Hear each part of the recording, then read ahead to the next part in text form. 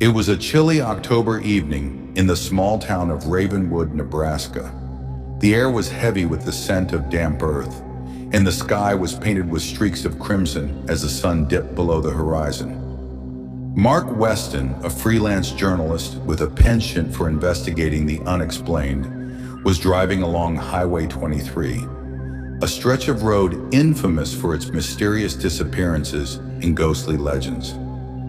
Mark wasn't superstitious, but the stories intrigued him. Locals whispered about the vanishing hitchhiker, a pale woman in a white dress who appeared on the stormy nights, only to disappear without a trace. Others spoke of the black truck, a vehicle that chased travelers, forcing them off the road before vanishing into thin air. Mark dismissed these as tall tales, perfect for campfire storytelling. As he drove, the road ahead stretched into an endless void. The only sound was the rhythmic thrum of his car engine and the occasional rustle of leaves carried by the wind. He glanced at the GPS on his dashboard. It showed no signs of the small diner he'd marked as his destination. Suddenly, the car radio crackled to life, static filling the cabin. Mark frowned, adjusting the dial. A faint voice broke through the static. "Turn back. Not safe." He froze. The voice was distorted, yet it sounded eerily human. Mark glanced at the radio display. It was blank. His pulse quickened as he reached to turn it off, but before he could, the static ceased, replaced by an oppressive silence. The headlights of his car caught something in the distance. A figure standing on the shoulder of the road. It was a woman dressed in white, her hair hanging limply over her face. Mark's stomach tightened. "Just a coincidence," he muttered, gripping the steering wheel. As he approached, the woman raised her head. Her eyes were hollow, dark voids that seemed to suck in the light. Mark slammed on the brakes, but the car passed through her like mist. Heart pounding, he looked in the rearview mirror. She was gone. The road seemed darker now, the trees pressing in closer. Mark shook his head, trying to shake the creeping dread. He resumed driving, his hands trembling slightly. A few miles later, his headlights caught something again. This time, a black truck parked sideways across the road. Mark slowed to a stop, his heart hammering in his chest. The truck's windows were tinted black, and its engine idled ominously.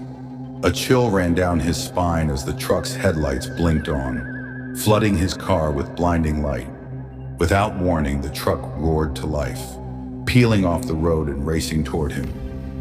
Mark swerved, narrowly avoiding a collision. His tires screeched as he veered onto a dirt path, the truck's horn blaring behind him.